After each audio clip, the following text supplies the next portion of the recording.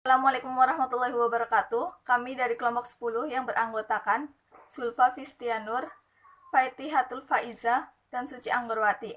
Kami akan mempresentasikan hasil review makalah yang berjudul Tauhid dan Urgensinya bagi Kehidupan Manusia. A. Pengertian Tauhid. Berasal dari kata kerja wahada yawahdu tauhi yang berarti menjadikannya satu. Kata tauhid sendiri mengalami beberapa tahapan perkembangan makna yang digunakan untuk menunjukkan individu yang istimewa yang berbeda dengan individu lainnya.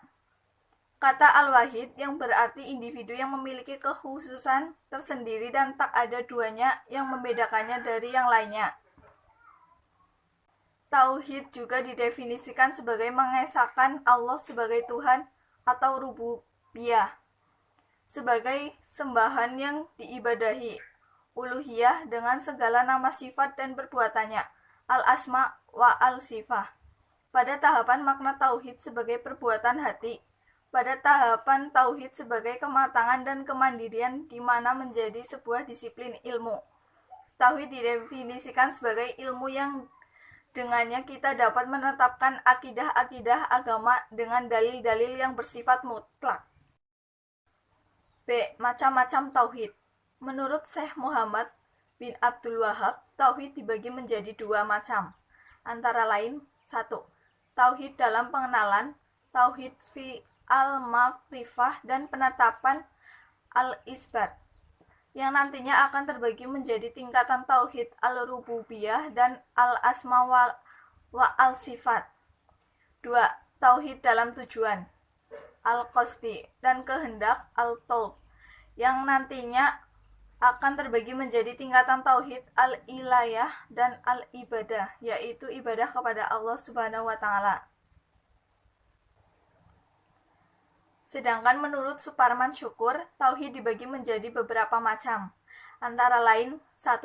Tauhid zat, yaitu menetapkan bahwa zat Allah adalah esa, tidak terbilang dan hanya dimiliki oleh Allah saja, di mana mengenai komponen, jenis, dan bentuknya tidak diketahui dan tidak dijelaskan kepada manusia. 2. Tauhid sifat, yaitu menetapkan bahwa Allah memiliki sifat-sifat yang tidak dimiliki oleh seorang pun, dan tidak ada seorang pun yang mampu menyamai sifat-sifat kesempurnaannya. 3. Tauhid wujud, yaitu menetapkan bahwa yang wajib ada hanya Allah saja. 4. Tauhid af'al, yaitu menetapkan Allah sebagai pencipta yang esa dan pemelihara alam semesta dengan penetapan ukuran-ukurannya. 5. Tauhid ibadah, yaitu menetapkan puja-puji hanya atas Allah saja dan meniadakan puja-puji tersebut atas yang lainnya, secara terang-terangan maupun sembunyi-sembunyi. 6. Tauhid qasdi, yaitu menetapkan tujuan dari segala amal dan segala sesuatu hanya kepada Allah untuk mendapatkan keridhoannya. 7. Tauhid tasyri', yaitu menetapkan bahwa Allah Subhanahu wa taala yang sempurna dalam pembuatan hukum atau peraturan bagi makhluknya. Selanjutnya ada tingkatan-tingkatan tauhid. Tingkatan-tingkatan tauhid menurut sebagian ulama itu ada 3. Yang pertama, tauhid al-rububiyah, yang berarti mengimani Allah sebagai satu-satunya Tuhan yang menciptakan, memberikan rizki, memelihara, dan mengelola alam semesta.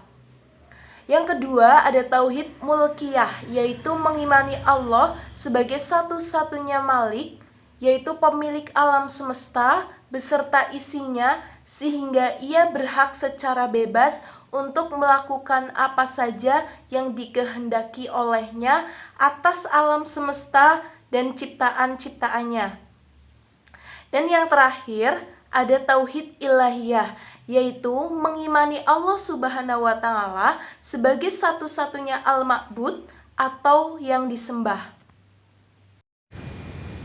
3 kriteria yang semakin menjelaskan kesesuaian antara sifat-sifat Allah Subhanahu wa taala dengan sifat-sifat makhluknya menurut Ahlus Sunnah wal Jamaah antara lain, yang pertama, sifat yang hanta dinisbahkan kepada makhluknya saja, sehingga Allah mempunyai kekhususan dan bersih serta tidak mungkin berserikat dalam sifat tersebut.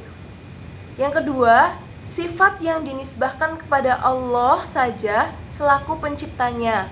Dan yang terakhir, sifat yang tidak dinisbahkan kepada Allah maupun makhluknya.